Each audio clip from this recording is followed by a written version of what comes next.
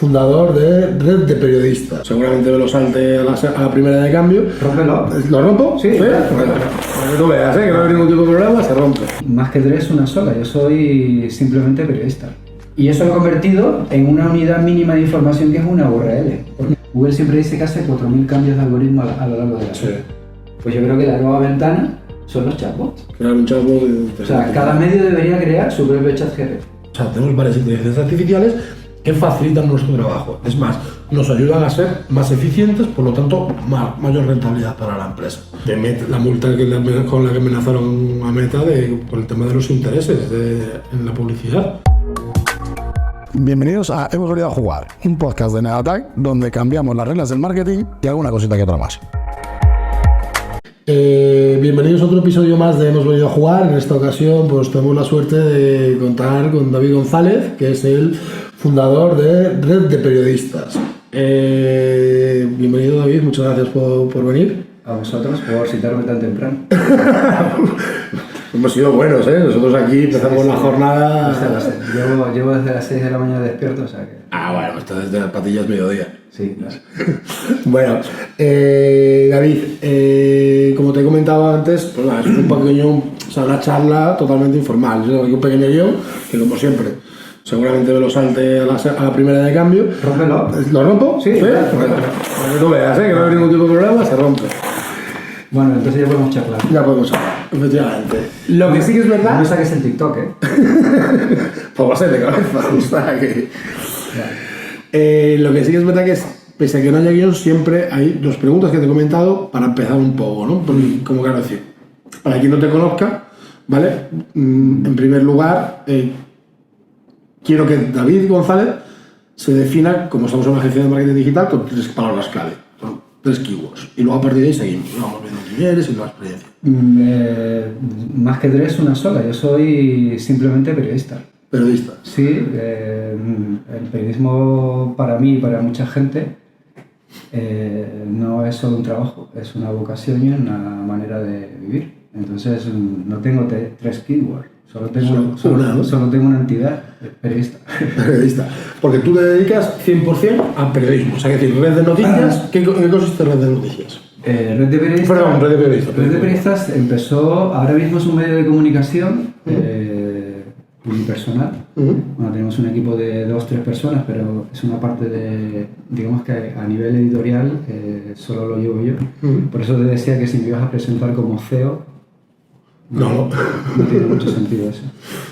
Es un proyecto que comenzó en el 2017-18 y siempre cuento lo mismo. Es un proyecto que te cuento lo que es ahora, que es un medio de noticias que publica noticias sobre los medios de comunicación.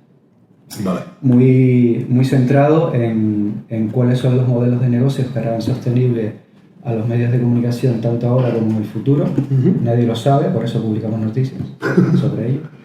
Y muy centrado también en cómo los cambios de algoritmo, primero Facebook, luego Google y ahora Google Discover, pues está zarandeando pues, esos modelos de negocio y esas audiencias de los medios digitales. Pero yo siempre digo que es un proyecto que nació como un proyecto fallido porque los que conocéis una herramienta que se llama Substack, que era, de hecho es una herramienta para creadores de contenido que puedan crear su propio medio de comunicación vía newsletter.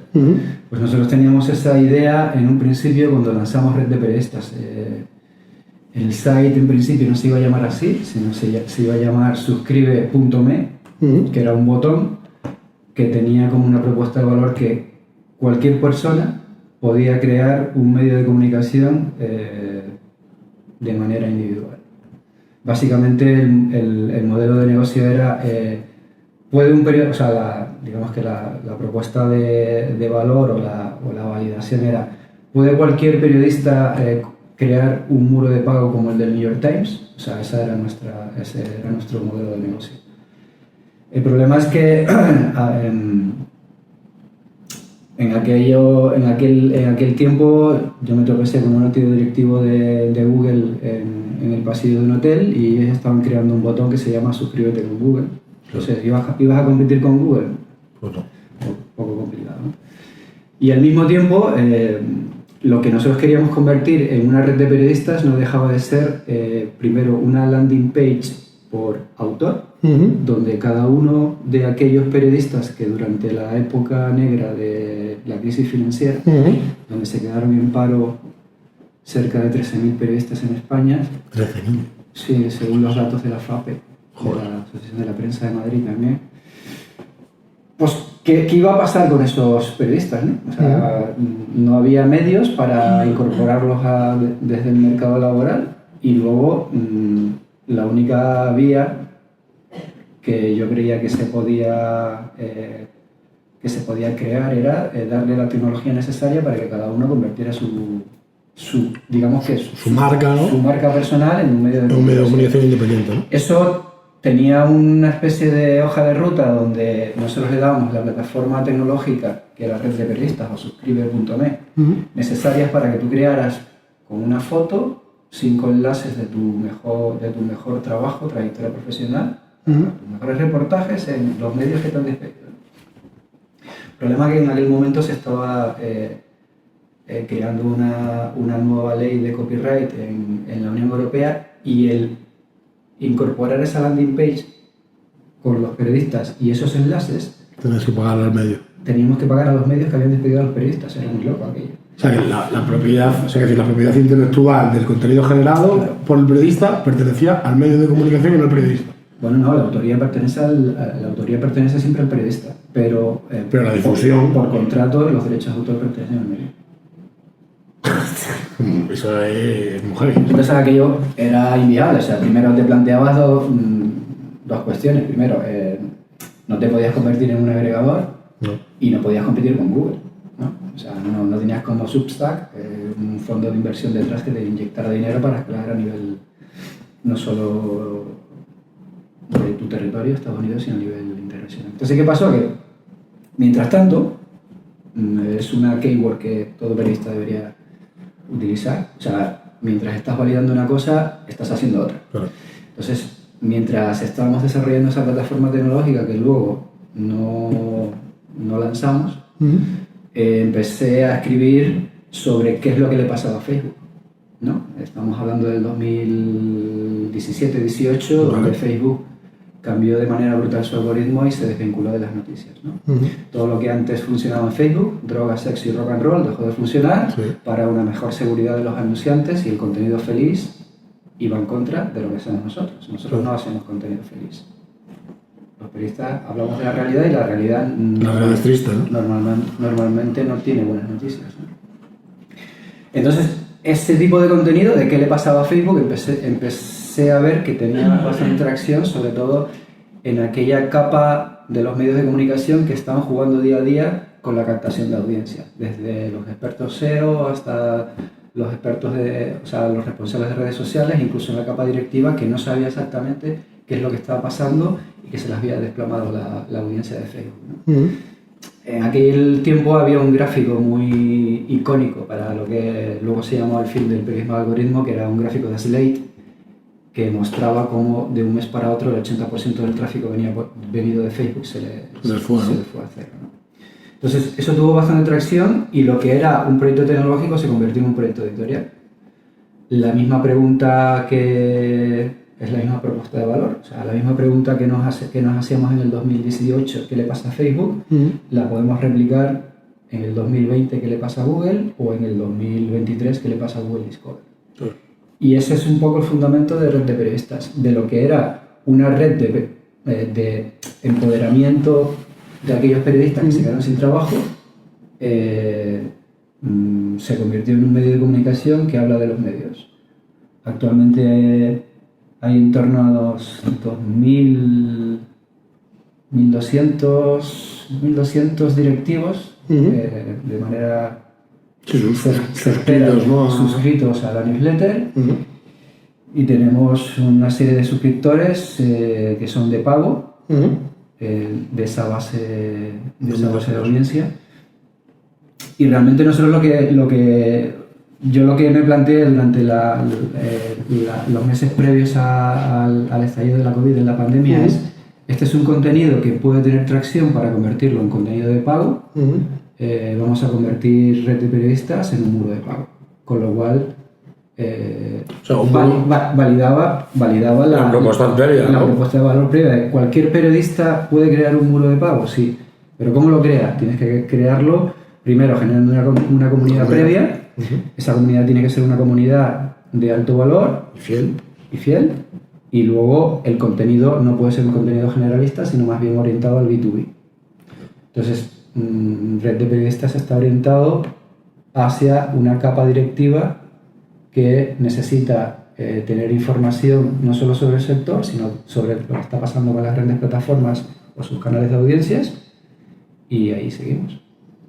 O sea, es un nicho, o sea, decir, joder, o sea, llegar a eso es un nicho súper concreto, o sea, decir, es verdad que a nivel directivo Sí, bueno, es muy amplio. Claro, o sea, a nivel de marketing, yo no soy marketero, pero cualquier especialista en marketing igual te dice que es un crecimiento por especialización, ¿no? sí, claro, totalmente. Pero bueno, yo siempre digo que lo que es red de periodistas se puede implantar en cualquier tipo de sector B2B. El caso más extremo es, o sea, tú puedes crear reddeferreteros.com. Bueno, es una comunidad que puede ser muy amplia, muy estrecha, pero que a lo mejor tiene unas necesidades informativas muy determinadas. Reddehoteleros.com. Claro, pero quizás o sea, quiero decir, me resulta curioso el momento en el que decidiste pasar a hacer esa suscripción, ¿no? O sea, pues, porque tú ofreces un contenido gratuito. Pero ese es por puro análisis de mercado. Si tú quieres ir a un mercado masivo, no puedes ir a contenido solo especializado. No, claro. Tienes que ir a contenido generalista. No, pues sí, la cosa... Pero básicamente vino solo. O sea, esto a finales de los 90, un antiguo editorial de Wire decía: si tú logras 100 fans en internet, ya tienes un negocio.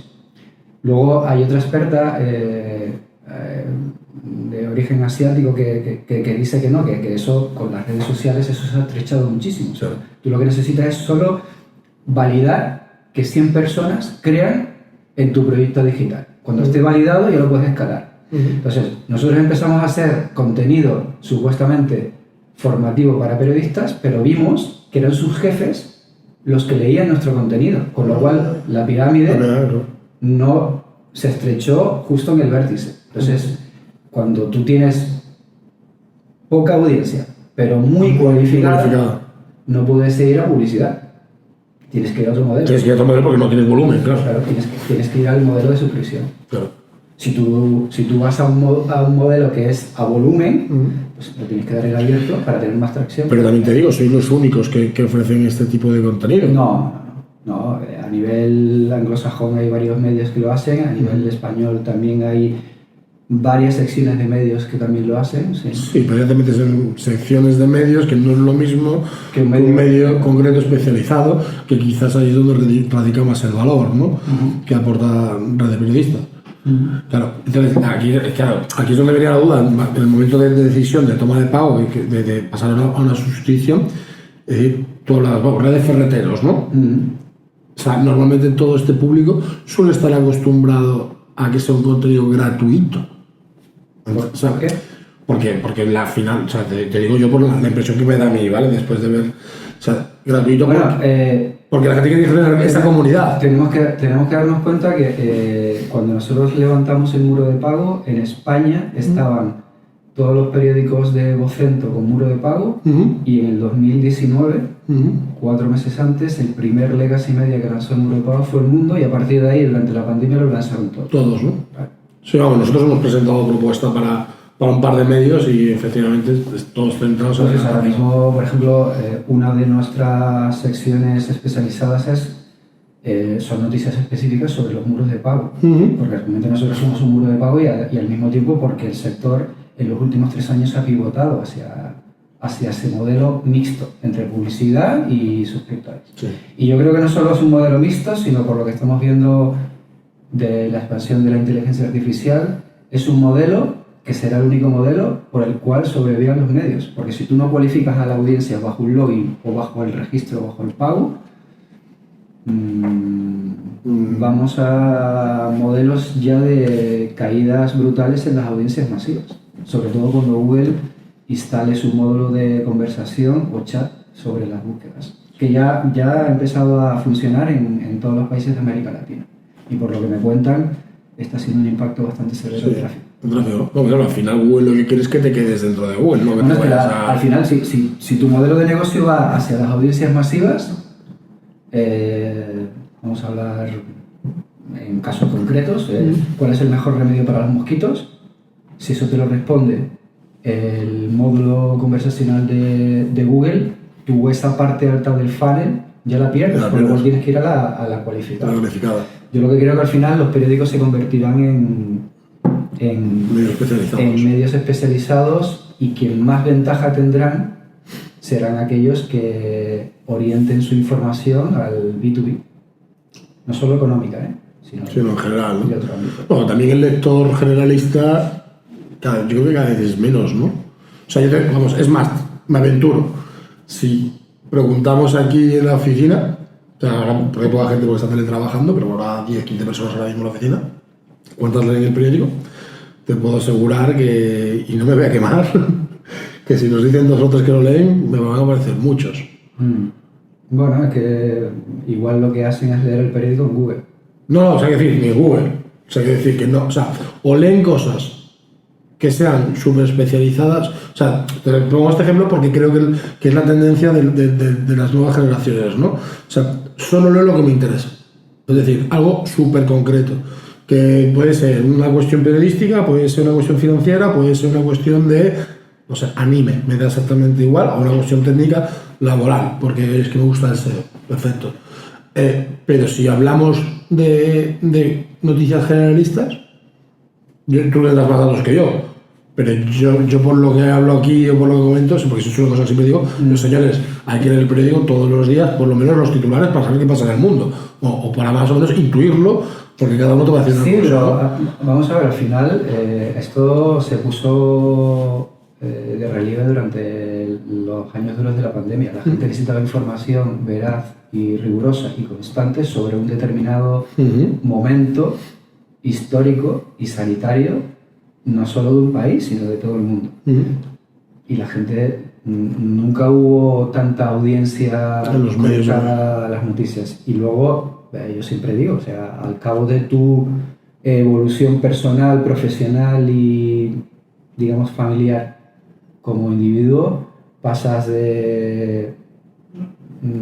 por varios estadios. Uno de ellos puede ser cómo encontrar un piso de alquiler, cómo encontrar un nuevo trabajo, cómo cambiarte de trabajo, cómo ver si puedes comprarte o no una casa, cómo mudarte de una provincia a otra, cuál es tu mejor trabajo, cómo te formas, así.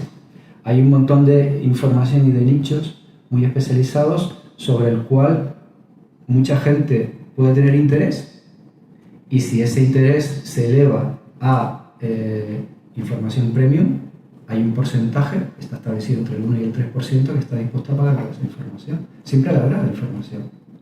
Claro, porque también te sirve una... Otra cosa diferente es que lo que tú hablas es que el consumo de información haya cambiado porque las grandes plataformas han cogido un periódico, que es una selección de noticias encuadernada en un cuadernillo de páginas pares. Sí, pero sin pares. No, pares, quiero decir que un periódico nunca es impar. Vale, claro. O sea, son páginas pares. Empieza en una página cero y acaba en una página par. Cada vez más delgado, si es en papel.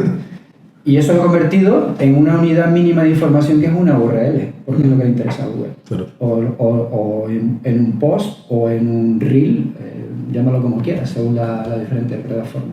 ¿Por qué? Porque a las grandes plataformas les interesa fraccionar el contenido y que no venga en un contenedor seleccionado por periodistas, sino que ese contenido fraccionado, que es la unidad mínima posible, que es la URL, la decida un algoritmo. O sea, entonces, estás diciendo que la información que consumimos la ha decidido, o sea, los medios han decidido darnos la información en función de lo que Google quiere. O lo que Google le gusta. Google tiene ahora mismo uno de los productos más potentes funcionando, que es Google Discover. Yo lo uso mucho. Google Discover es, de hecho, cuando hablas con alguien, yo ya no leo noticias en los periódicos, yo solo leo las noticias que me da Google. Claro. y es Google Discover. Sí. Es Google, aquí, Sí. la app de Google en tu teléfono. Esas noticias no las eliges tú. No. Google las selecciona por ti antes de que las busques. Ujú. Y Google Discover, como funcionaba Facebook de una determinada manera en el 2017, Google Discover desde el 2018 funciona de la siguiente manera. Tiene 5 disparadores y uno de ellos son tus intereses. Vale. Google sabe qué cuenta de email tienes, Ujú. cuáles son tus contactos. Ujú. Google sabe a través de Maps ¿Dónde que está? estamos aquí. Vale. Estamos en la calle Santa Engracia de Madrid. Google sabe por el giroscopio si estamos sentados en una mesa o si estamos caminando. Vale. Esto no lo sabes en TikTok, pero también sabe si estás sentado en el cuarto de baño. Buah. Y Google Discover sabe, además, a través de Chrome, por las páginas por las que has navegado. Claro. Es más, yo que soy de Tenerife, cuando voy a Tenerife, Google Discover no me da noticias de Madrid, me da noticias de Tenerife. Me Es pasa. decir, las noticias me persiguen Sí. antes de que yo llegue incluso a Tenerife, porque ya sabe, a través de mi calendar, que tú vas a estar. he comprado un billete Madrid-Tenerife. Entonces, con toda esa información y ese cóctel, Google, antes de que busques una noticia, te las despacha. Y ese es el nuevo juguete, en estos meses roto, que envía toneladas de audiencia a los medios. Antes era Facebook y ahora es Google Discover. ¿Cómo hacer para que un medio, o sea, cómo hacer para que tu medio se cuele en Discover? Suscríbete a Red de Periodistas. Vale. Hay varios disparadores, pero vamos, en el último cambio de algoritmo que ha realizado Google, en octubre detectó un fallo en Discover. Es decir, cambió el algoritmo de Google, de las búsquedas, Sí. y rompió Discover. Vale. Luego lo subsanó. Ujú. E incluso ahora está investigando si hay un nuevo fallo. Eso ha producido que muchos medios, muchos sites de nicho o muchos creadores hayan visto como su audiencia, que era de miles de visitas o millones de visitas, han pasado a cero. Entonces, ese es el poder de Discover. De un día para otro puede romper todo tu modelo de negocio si es un modelo de negocio de audiencias masivas. ¿Y tú crees que el modelo de negocio de audiencias masivas, ese lobby tiene poder para condicionar en algo a Google, o Google va...? No entiendo la pregunta. O sea, es decir, al final, pues, vamos a poner los medios de comunicación masivos que dependen, como tú dices, de Discover en gran medida, de sus visitas. O sea, eso al final es un lobby. O sea, es decir, son los directivos de las empresas, Vocento, Prisa, todo eso al final se mueven por intereses empresariales. La pregunta es si ese grupo de personas que tienen unos intereses empresariales, ¿crees que puedan tener la capacidad de condicionar de alguna manera el actuar de Google? Bueno, deberías preguntárselo a ellos. Ellos, antes de que se aprobara la ley del copyright en la Unión Europea, se aprobó una ley en España y Google News cerró. Cuando los medios optaron porque Google volvía a ser un amigo de los medios, se volvió a cambiar la legislación, se adaptó la directiva del copyright a la legislación española y Google News volvió. El poder de los medios respecto a Google se lo tendrás que preguntar a ellos. ¿Por qué han pedido que vuelvan y cuando antes pidieron que se fueran? Y por qué Cuando ahora posiblemente vayan a pedir o Susana o van a pedir que se vaya. Bueno, están bastante enfadados con Google y los últimos cambios. Para que te hagas una idea, Google siempre dice que hace 4.000 cambios de algoritmo a lo largo de la vida. Cosas es como mínimas o de ajuste. Y luego hace como unas 3 o 4 Al año, grandes cambios de algoritmo, lo que llaman los core updates. Sí. Pero por ejemplo, desde agosto hasta noviembre Ha hecho 3 o 4. ha hecho 5. 5, ¿no? Ha hecho 5. De esas 5, todavía una, la de noviembre, Todavía no se ha desplegado todavía. no ha finalizado en mitad de un Black Friday y un Cyber Monday. Bueno, habrá que preguntarle a Google por qué tanto cambio en su algoritmo, teniendo en cuenta que muchos expertos en posicionamiento SEO están lanzando críticas muy fuertes a Google respecto a que no está clasificando de manera correcta el mejor contenido en sus primeras posiciones. Efectivamente, eso está pasando aquí. Está pasando aquí con clientes, nuestro equipo SEO lo comenta. Pero al final, claro, esto estuvo. Uno de los grandes cambios de algoritmo que yo recuerdo fue por 2018, por ahí, que fue el del sector sanitario, por ejemplo. Que claro, que al final, cualquiera que tuviese un blog o cualquier cosita de. O sea, yo es que más lo recuerdo porque una amiga mía estaba embarazada y no sé qué consejos había buscado y que tenía un médico de Costa Rica, que poco más que era un chamán o algo así, que tenía un blog. Entonces, eso, por ejemplo, con el nuevo módulo de inteligencia artificial generativa, todavía es más complejo para Google, porque si tú, por ejemplo, Google tiene como dos especies de grandes filtros, que es tu vida, o sea, tu salud, vale, y tu dinero, ¿no? Porque puedes ser corresponsable de aquellos consejos que atenten contra tus inversiones o contra tu salud. Vale. En el caso de la inteligencia artificial generativa, ese módulo que va a poner encima de los tradicionales enlaces azules, donde un chatbot te va a responder de manera conversacional a la búsqueda que tú hagas en lugar de despacharte un enlace, es todavía mucho más, entraña más riesgo para Google, porque si Google no te da un enlace, donde ese enlace hay alguien, un medio, una empresa, una entidad o un experto que te da un consejo sobre tu salud o tu dinero, sino que te hace un cóctel de muchos, es Google quien te está respondiendo. Entonces, la responsabilidad de Google. La responsabilidad puede ser por parte de Google, más en un mercado como el estadounidense, donde los abogados anuncian en marquesinas. Sí, las demandas vuelan, ¿no? Entonces, ese tipo de contenido es un contenido muy sensible para Google, y ese tipo de contenido, por ejemplo, en la época de la COVID, era un contenido que si no tenía la suficiente reputación de cara a sus evaluadores, pues no entraba. Y ahora mismo, con dos guerras, una en Europa y otra en Oriente Medio, pues también es un contenido bastante sensible.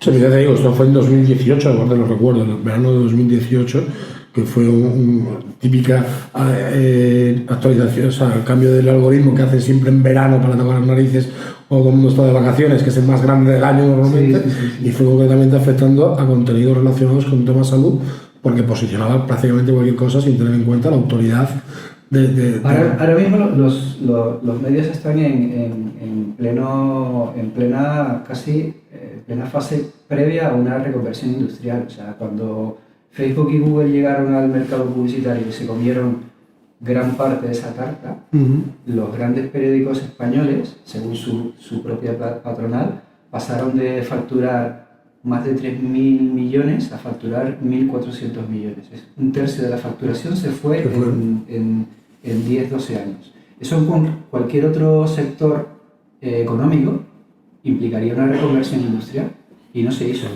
Se hizo lo que se llamó la transformación digital, del papel al digital.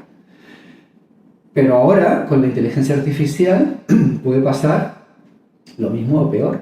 Hay informes que hablan de caídas de tráfico que están en torno a intervalos entre el 30 y el 80%. Porque si tú ya le preguntas a ChatGPT o al propio Google SGE por qué vas a buscar esa información a través de un enlace que te faciliten en Google, si ya te lo da. Sí, pero al final por eso una balanza, quién tiene más credibilidad, ¿no? Si ChatGPT o el enlace. Bueno, pero además de la comodidad, ¿no? La cuestión es que eso no lo va a decidir ni siquiera Google, lo van a decidir los usuarios. Google va a pivotar hacia una adopción de ese tipo de interacción por parte de los usuarios o no. Y los primeros tests dicen que las generaciones más jóvenes, de 18 a 24 años, están contentos chateando con un bot. Entonces, ahí Google igual ha encontrado su propio anti-TikTok, ¿no? O sea, la generación Z está en TikTok, en los Reels de Instagram o en cualquier otro tipo de plataforma que le ofrezca información en vídeo, pero de repente ha descubierto que poniendo un módulo o un chatbot encima de las búsquedas, esa cohorte de audiencias está cómoda dentro del ecosistema de Google. Pero Google encantado, ¿no? Claro. Los que no están tan encantados son los medios. Entonces, los medios, ¿qué es lo que creo? Y hablando con varios responsables de medios y expertos, ¿qué va a pasar? Pues que igual que los medios han empezado a abrirse hacia otras plataformas nativas digitales, es decir, ahora todo el mundo tiene un canal de WhatsApp. Todo el mundo en los últimos meses abrió o está presente en TikTok. Vale. Cierto. Pues yo creo que la nueva ventana son los chatbots. Crear un chatbot. O sea, cada medio debería crear su propio chat GPT. ¿Por qué? Porque es una ventana de captación de la atención de sus lectores. Es más, si es una nueva ventana para ofrecer información, es decir, tú puedes coger la tecnología de OpenAI o cualquier otra, Vale. coger toda tu biblioteca y entrenar ese bot para que responda sobre determinadas cuestiones. ¿Eso no podría ser monetizable con publicidad? ¿Con pago para tú acceder a esa información conversacional? Con pago, yo lo vería más con pago a acceder a esa Pues biblioteca, ¿no? es una nueva ventana de monetización a la cual deberían estar ya los medios creando su propio chat GPT respecto a qué determinadas informaciones. O sea, por ejemplo, Bloomberg ya tiene su propio Bloomberg GPT. Hay verticales tecnológicos en Estados Unidos que han cogido toda su biblioteca y han creado un bot que llaman de respuestas rápidas. O sea, ¿cuál fue el último iPhone que tenía tal no sé qué? Pues te la da. Si es que son respuestas... Sí, es tirar el base de datos. Y luego, el entrenamiento de un bot te permite crear un hábito que tiene un nombre técnico, pero básicamente es un aprendizaje de refuerzo. O sea, yo, por ejemplo, nosotros hemos creado un bot para optimizar contenido de Google Discover, porque Google Discover, el contenido referente a Google Discover, hoy es ese, pero mañana podrá ser otro, es un contenido premium. Ese contenido premium lo hemos metido, se lo hemos inyectado a un chatbot y te responde según tus necesidades. ¿Cómo puedo optimizar fotos para salir en Discover? Y el bot te da como un pequeño paper de consejos y te va preguntando sobre tu primera pregunta. Con lo cual no estás recibiendo un servicio de consultoría, pero tú como experto estás diciendo, ostras, esta parte de la checklist que me está dando el bot, igual no la tengo muy fina. O esta otra parte no me acordaba que había que haber metido tal cosa. Entonces, estás creando una especie de aprendizaje de refuerzo que te sirve para mejorar o capacitarte sobre una determinada área. Nosotros lo hemos hecho sobre Google Discover. Es muy posible que lancemos otro bot sobre el lanzamiento de newsletter o cualquier otro bot sobre calidad de contenido. Pero todo esto lo hacéis enfocado solo para, o sea, a medios de comunicación, o sea, periodistas. Bueno, te lo pregunto básicamente porque viéndolo... Sí, pero el modelo se puede extrapolar a cualquier tipo de... Claro, o sea, tú dices... Cuando el CEO, que ha vuelto, de OpenAI a... Sí, es verdad, por la pedido plantilla. A ver, ChatGPT, OpenAI lo que ha hecho es convertir ChatGPT en un modelo de conversación a una tienda de GPTs. Es decir, el mismo modelo de Google con su Store o de Apple con su Store lo quiere implantar con un modelo de negocio que es cualquier desarrollador. Volvemos al principio. ¿Puede un periodista crear su propio muro de pago? Pues bueno, digamos que el modelo de ChatGPT ahora evoluciona, de OpenAI, evoluciona a cualquier persona puede crear un ChatGPT. Y volvemos al principio. Claro. O sea, dejo de hablar de mi libro y hablamos de ChatGPT. Cualquier persona sin conocimientos de informática o de codificación puede crear un ChatGPT, ¿no? Entonces, vale. Y esto, una vez creado, ¿dónde está? Te lo puedes crear tú o lo puedes enviar a una tienda, que sería una App Store, para que cualquiera pueda consultarlo o incluso puedas pagar por ello. Claro. ¿Por qué los medios no están en eso ya? Porque es un nuevo modelo de monetización. Claro. O sea, noticias sobre, no sé, dentro de... Pues un abogado, por ejemplo, un abogado dentro de las semanas empezará a haber información sobre estas son las deducciones de la declaración de la renta y las acciones que tienes que tomar antes de que acabe el año. Eso podría ser perfectamente un bot, porque si es una guía, si es un handbook, podría trasladarse a un bot. ¿Por qué? Porque es una ventana más. O sea, lo que ha llegado con la inteligencia artificial es que ha abierto una ventana adicional a las que ya tenemos. Si estamos en TikTok, ¿por qué no estamos creando nuestro propio chat GPT? Yo creo que porque es una pregunta, ¿eh? No, sí, no es un consejo. Sí, no, pero porque yo creo que igual que TikTok ha costado, o sea, en la generación Z ha entrado perfectamente a toda pastilla y ha llegado y se ha arraigado. Creo que a las otras generaciones, millennial y anteriores, les está costando más entrar en el juego.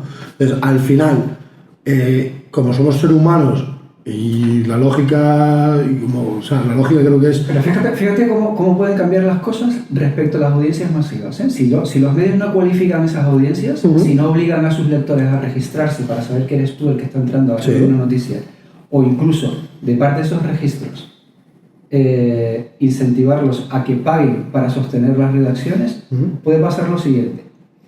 Lo último que ha comunicado OpenAI, aparte de sus turbulencias corporativas, es que va a crear una tienda de GPTs. Vale.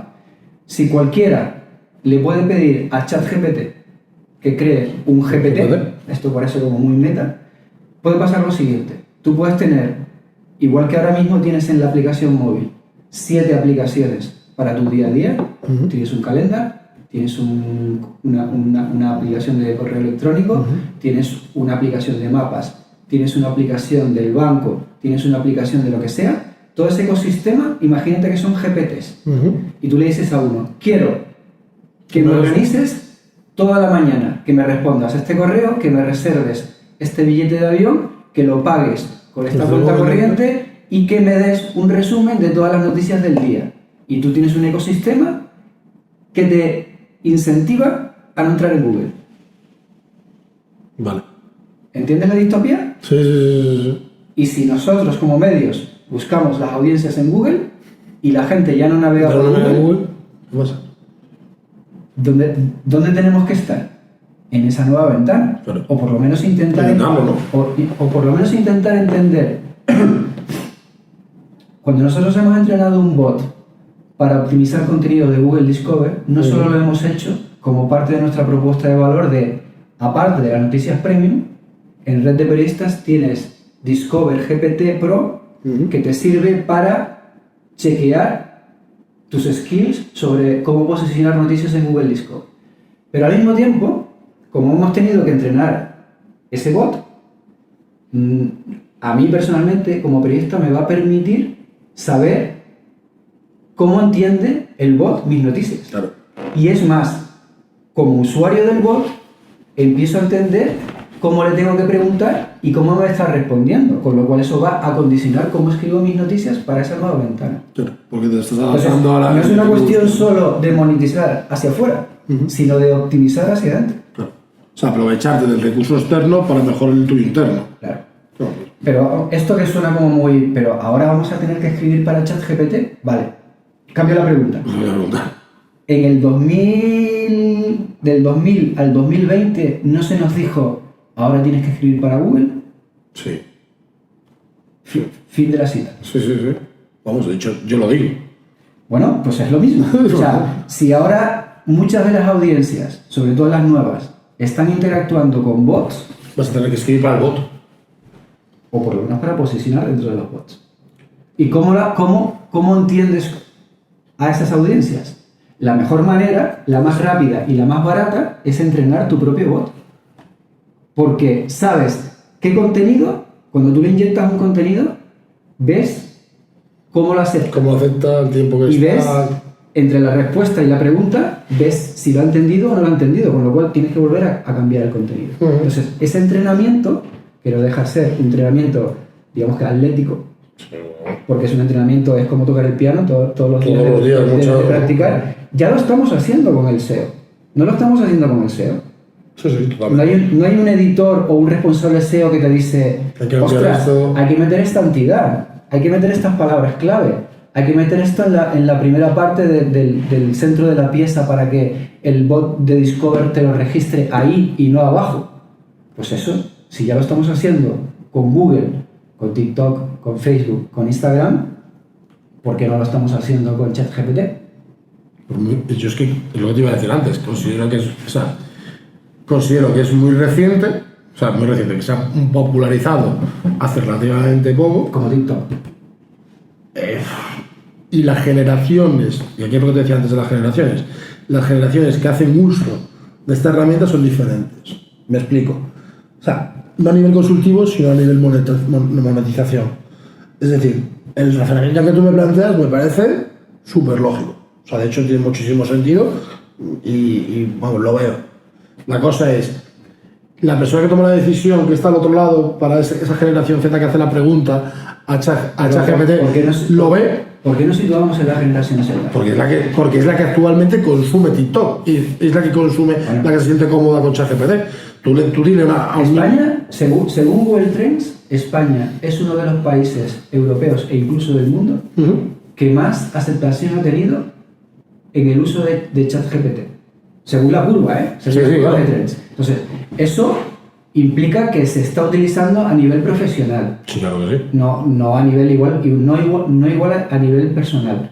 Pero si se está utilizando a nivel profesional, ¿no hay un nicho de audiencia ahí que no está cubierto? Sí, claro que sí, pero ¿qué profesionales son? O sea, es decir, a lo que yo veo es, ¿a qué generación pertenecen los profesionales que están utilizando ChatGPT? Eso es el tema. ¿Y quién es el tomador de decisión? Que ahí es donde para mí está el problema. El tomador de decisión, si yo me lo planteo desde a nivel de agencia, tú me preguntas, oye, ¿en Neoatac utilizáis ChatGPT? Te digo, sí. Usamos ChatGPT, utilizamos Dinorland, tenemos varias inteligencias artificiales que facilitan nuestro trabajo. Es más, nos ayudan a ser más eficientes, por lo tanto, mayor rentabilidad para la empresa.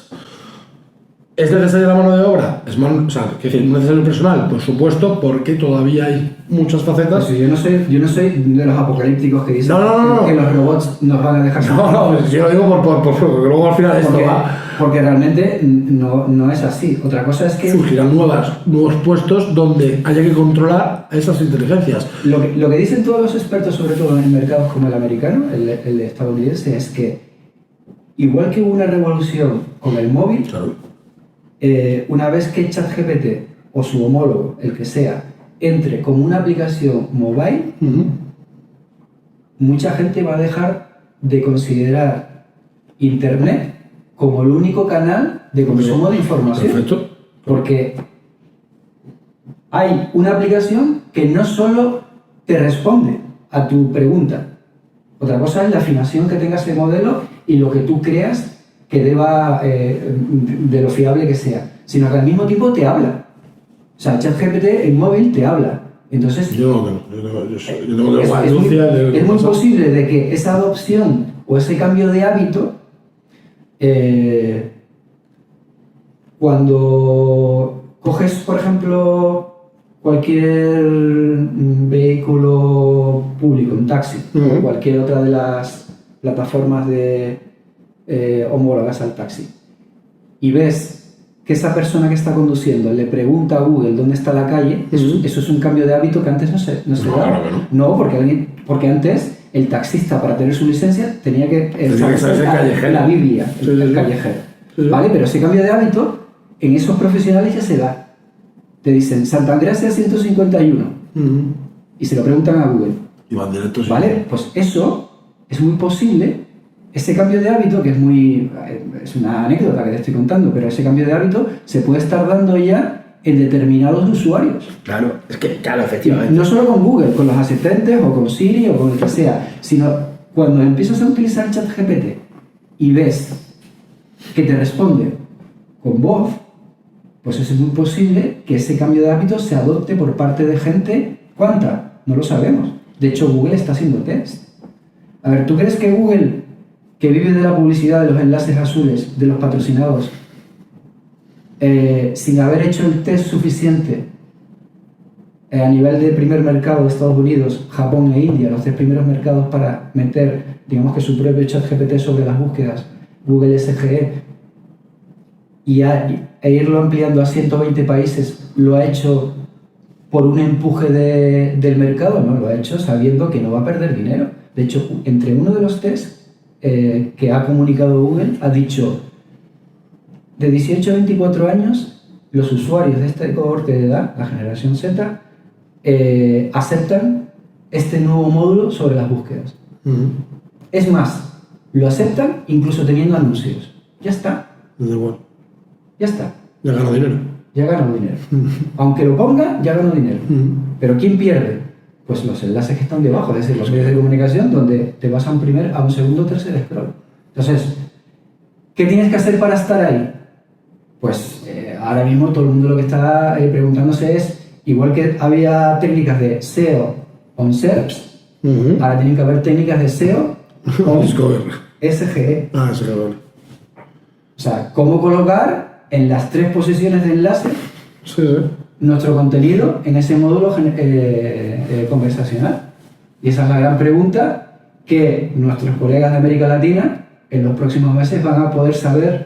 Vamos a poder verlos. En cambio, nosotros todavía no, por temas legales. Sí, porque entiendo que la Unión Europea también estará metida. O sea, La Unión Europea todavía. Si ya le han metido el palo a Meta. Supuestamente para Google el incorporar esta tecnología de inteligencia artificial sobre los resultados de búsqueda en mercados más restrictivos con la privacidad como la Unión Europea todavía no está totalmente seguro de que se vaya a implantar. Como de hecho ya he visto, o sea, la noticia que saltó hace más 15, que ha sido 15, 20 días, bueno, un mes, a lo mejor no soy muy bueno con los tiempos, pero de Meta, la multa con la que amenazaron a Meta por el tema de los intereses en la publicidad, que y aparte en 15 días lo tenéis que quitar, si no lo quitáis, hasta un 4% de la facturación mundial. O sea, es decir, yo creo que tienen mucho que salvar a nivel legislación todavía para poder introducir eso en la Unión Europea. Bueno, lo veremos en los próximos meses. Hay fuertes rumores de que dicen que lo lanzan en Europa a lo largo del 2024. Bueno, lo lanzarán, pero a ver. Bueno, oye, súper interesante. Aparte que yo no me había parado a pensar todo este razonamiento que me has llevado con temas de inteligencias artificiales. Mira que hablo de ellas, pero no me había llevado yo a... No tenías que haber roto el guión, ¿eh? No, ¿por qué? No, pregunto. No hay ningún tipo de problema. ¿Lo vas a sacar cuando lo rompes? Esto no se edita nada. O sea, esto va todo de corridos y ya está. Que lo que te iba a preguntar es, vale, y a día de hoy estáis funcionando, o sea, hemos hablado de temas muy específicos y tal, pero por volver un poco rápido. Porque yo no soy muy dicho de hablar de mi libro como un brother. Bueno, pero a mí me interesa también que la gente sepa, o sea, que decir, oye, porque al final... lo que te había comentado al principio, es decir, tú decides emprender este modelo de negocio cambia por una conversación de pasillo en un hotel con un directivo que dices tú, hostia, no soy tonto, no voy a pelear con un gigante porque me va a machacar, viro otra dirección. Entonces, ¿cuáles son las grandes alegrías que te ha dado a ti, por ejemplo, red de periodistas? Y las grandes decepciones o chascos más allá del haber cambiado el modelo de negocio, por ejemplo. Bueno, una de las grandes alegrías es haber aprendido de un error. O sea, cuanto antes, es lo que dicen los que hacen estos modelos de sprint, en 15 días tienes que validar el proyecto y si no, a otra cosa, ¿no? Pues yo creo que eso fue una de las grandes, no alegrías, sino uno de los grandes aprendizajes. Sí, o sea, te evitaste una hostia tremenda antes de tiempo. Claro, o sea, porque te vas a meter a crear un botón que ya están creándose, ya se está creando en Silicon Valley, se llama Substack, y que tiene una valoración de 650 millones de dólares la empresa. ¿Por qué te vas a crear a competir con eso? ¿Por qué te vas a meter en un proyecto que tiene mucho riesgo legal? Si no el respaldo, además, ¿no? Claro, o sea, y yo creo que una de las grandes enseñanzas es que puedes validar de manera muy rápida un modelo de negocio y saber si escala o no escala. O sea, saber si escala o no escala. Y insisto que Red de Periodistas es un modelo que cualquier periodista podría emular.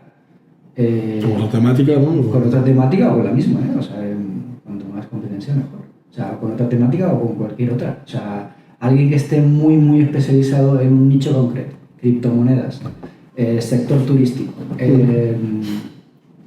no sé. arte, cultura, lo que sea, si logra detectar 100 fans verdaderos capaces o que estén susceptibles de pagar por un contenido específico y especializado, ahí hay un modelo de negocio. Es que claro, eso es lo que te comentaba antes, que depende de la tipología del sector, porque fíjate, y me has puesto los ejemplos que me valen perfectamente. Me pones, por ejemplo, por un lado las criptomonedas, ¿vale? Y por otro lado me pones el ejemplo del turismo, ¿vale? Entonces... Podría haber dicho otras, ¿eh? Sí, pero es que me vienen al pelo porque me vienen perfectos para lanzarte la pregunta que yo te decía antes de... Pues a lo mejor la conducta del usuario está equivocada o es errónea o estamos mal acostumbrados. Por ejemplo, hablemos de deportes. ¿Tú crees que se podría pagar por un medio de deportes? Yo no pagaría, pero entiendo que mucha gente que Bueno, sí. en Estados Unidos el New York Times ha incorporado a su sección de deportes The Athletic. Y es un periódico digital deportivo que es de pago. Vale. Sí, aquí están los que de aquí son de pago a ciertas partes. Entonces, bueno... Pero para que veas, por ejemplo, medios de comunicación deportivos. Medios de comunicación deportivos de España, la suscripción es para quitarte la publicidad, no para leer la noticia. Bueno, no hay ninguno. En España no hay ninguno que sea muro de pago. En España no hay ningún medio deportivo que sea muro de pago. La cosa es muro de registro. Vale, pues no sé. Es que como el tema deportivo tampoco me interesa mucho, o sea, me lo leo ya, pero está. Pero, ¿qué te quiero decir? A lo que voy, me cojo el ejemplo de antes, del cripto y el turismo. ¿Por qué? Puede ser que la audiencia esté mal acostumbrada, porque, por ejemplo, ¿cuántos blogs blogs especializados en viajes hay que te ofrecen la información exacta, precisa para hacer un viaje de cierta tipología, como si fuese una agencia de viajes? ¿Vale?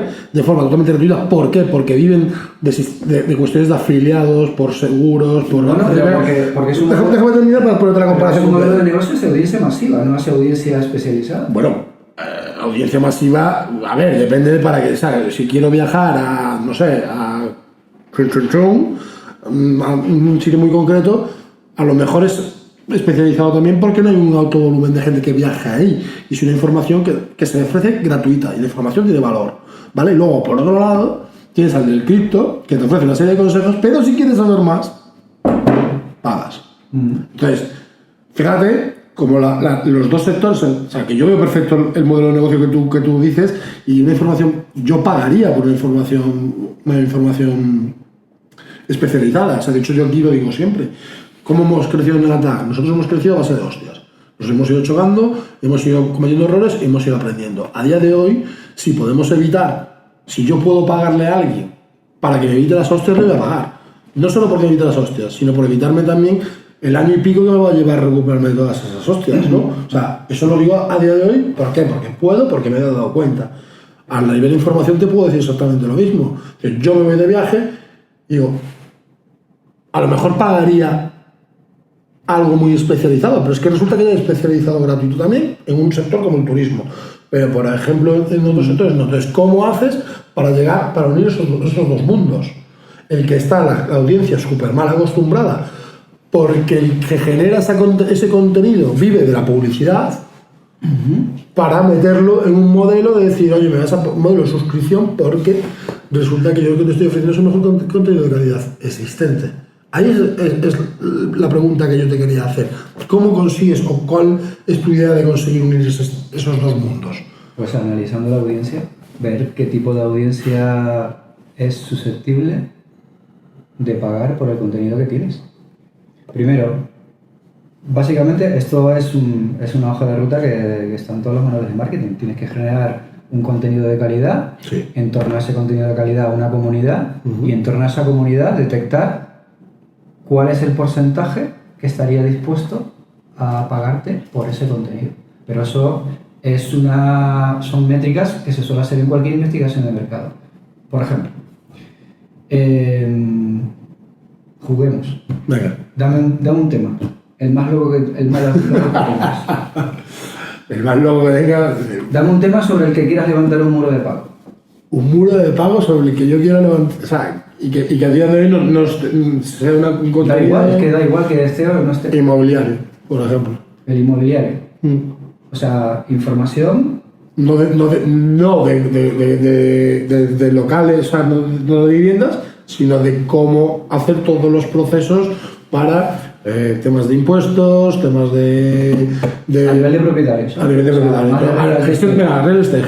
Gestión de inquilinos, todas las cosas que tienes que hacer a nivel de inquilinos, de como cuando el tipo de contrato, ocupas, suministros, responsabilidades, seguridad de pago.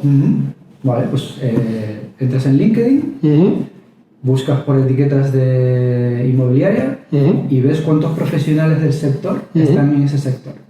¿Vale?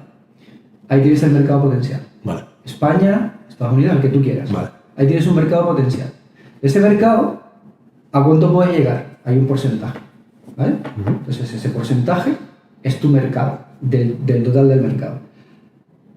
De ese porcentaje que has detectado que puede ser tu futura comunidad, de ese porcentaje tienes que hacer contenido tirando la red. Vale. Para ver cuánta gente se suscribe, por ejemplo, a tu newsletter. Vale.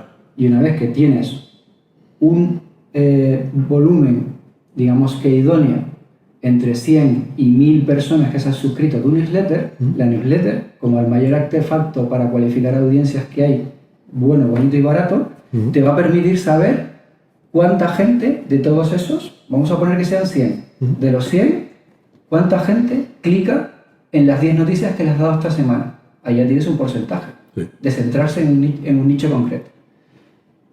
Cuando tú logres detectar ese nicho de contenido, ya tienes una línea editorial. Vale. Con esa línea editorial, si logras aumentar de 100 a 1000 tu base de registros, ya tienes una comunidad. Y una vez que tengas esa comunidad, calculas un porcentaje optimista y pesimista.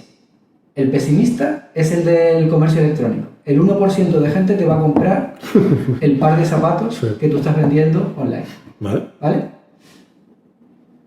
Pues cuando haces todo eso y calculas ese 1% y le pones un precio, sabes si tienes un modelo de negocio para poder vivir o no. Bueno, está bien. Pero esto no lo digo yo, esto lo dice el marketing. Sí, pero tengo que decir, al final. En la prensa, por ejemplo, la tasa de conversión de un lector que ya está registrado y que puede ser susceptible de pagar está en torno entre el 2 y el 3%. Pues me parece alto. Bueno, claro que es alto. Pero en cambio en el comercio electrónico la tasa de conversión es el 1. Y gracias. Entonces, tú ahí, con todo eso,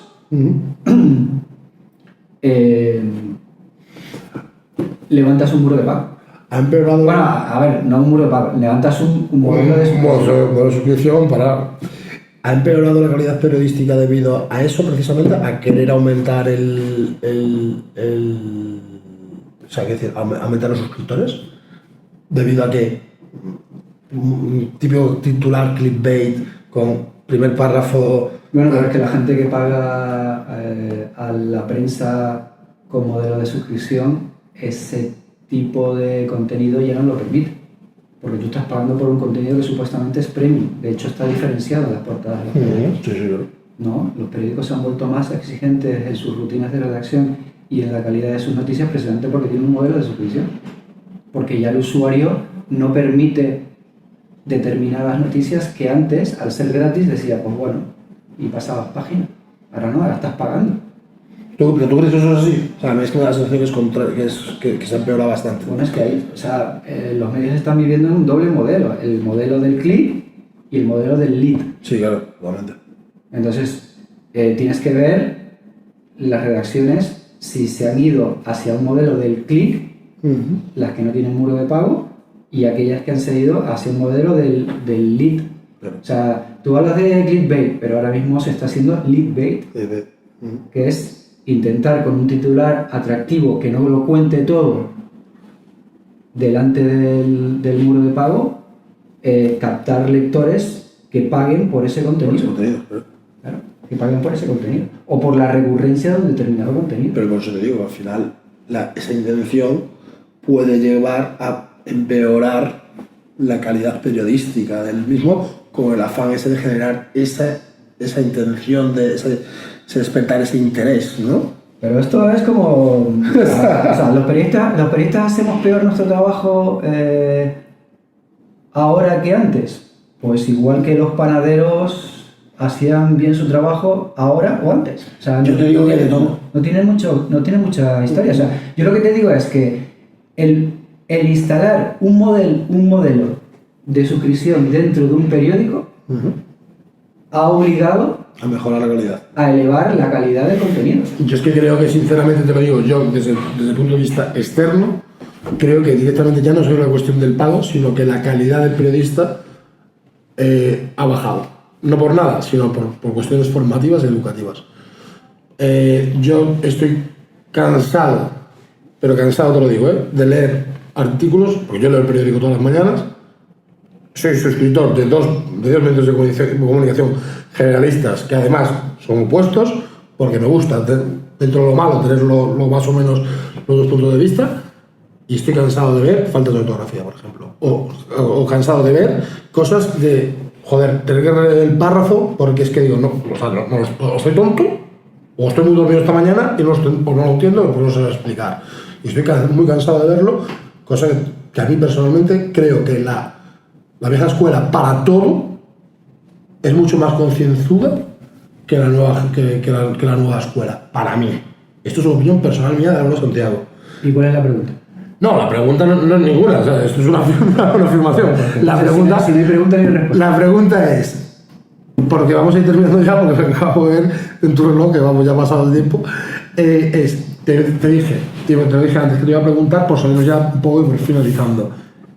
¿Qué le dirías, hablando de la formación en periodismo, qué le dirías a la gente, a los chavales que están estudiando periodismo o que han terminado de estudiar periodismo, qué les dirías? De cara a su futuro profesional. No entiendo lo que... ¿Qué recomendación les harías para encarar su futuro profesional a una persona que haya estudiado periodismo, que quiera dedicarse al periodismo como lo tiene? Pues que no le hagan caso a la gente que les dice que no. Que no les hagan caso. No.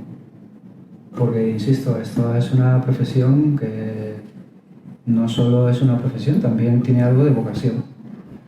Ahora, lo único que es verdad, que vamos a estar como los cómicos, siempre en crisis.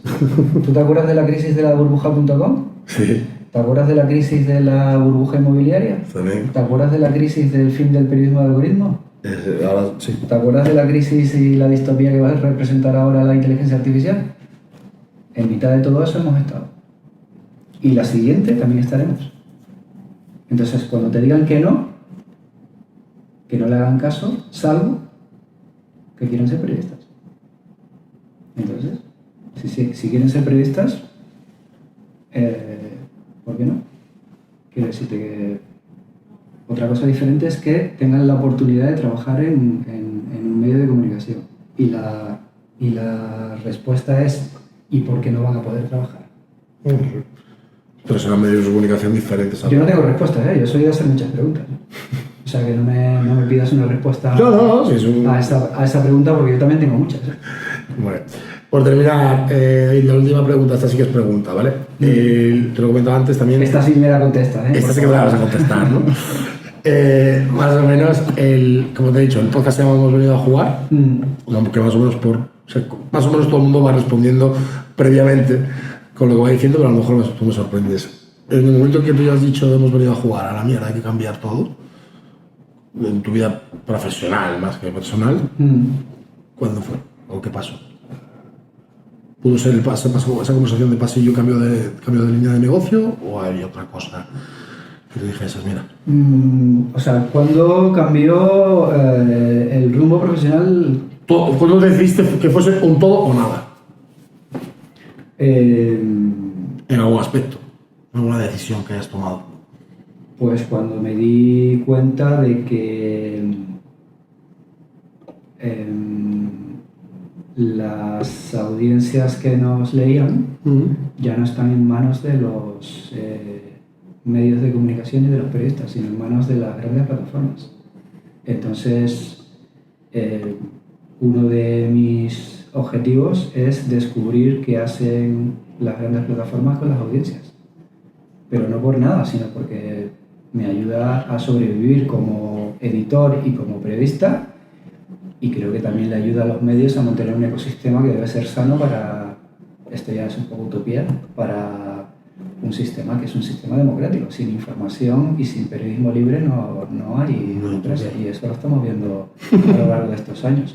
Pero vamos, básicamente yo siempre digo que por lo menos cada 2 o 3 años deberíamos cambiar de equipo de fútbol, como hacen los buenos entrenadores. Más que nada porque cada 2 o 3 años deberíamos tener una gran crisis, ¿no?